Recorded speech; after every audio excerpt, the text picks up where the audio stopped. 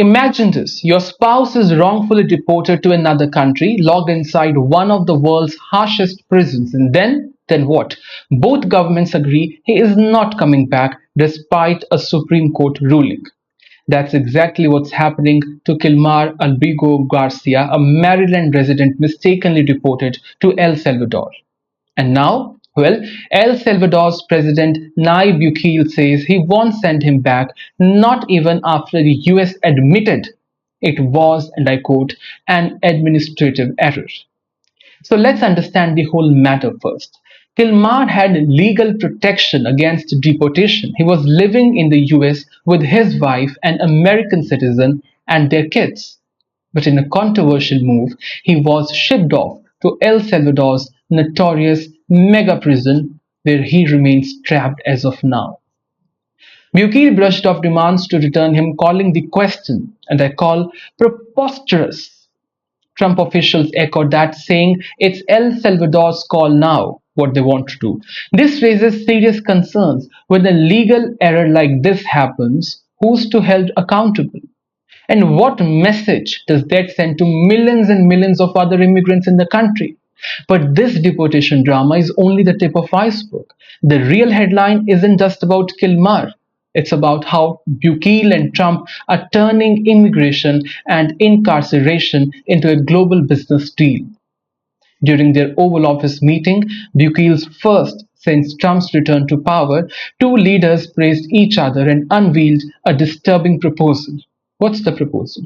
Trump wants to send violent US criminals, even American citizens, to prisons in El Salvador. Yes, you heard that right. Trump said some monsters in the US could be shipped overseas if it's legal to prisons like Secot. That's prison, by the way, that has been widely criticized for its brutal conditions, overcrowded cells, no mattresses, limited water, and almost no legal rights. Human rights groups have already condemned it, but Trump says, I don't see it. Bukele, on the other hand, is cashing in.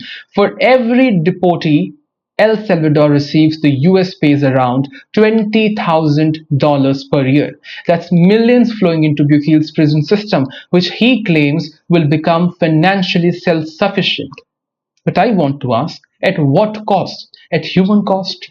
More than 200 immigrants have already been deported under this plan, and many accused but not proven to be gang members.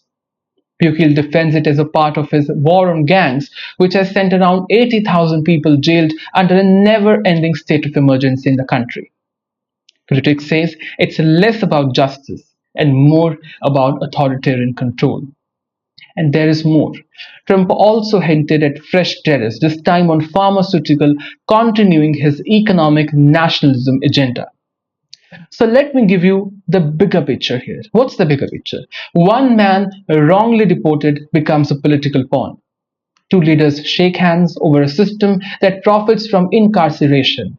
And beneath all the photo ops and praises, families are torn apart, human rights are sidelined, and justice get outsourced. But as for Kilmar, his children still wait, his wife still fight.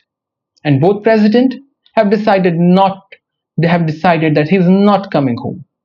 When politics turn prisons into profit, who speaks for the people caught in the crossfire? Think about it.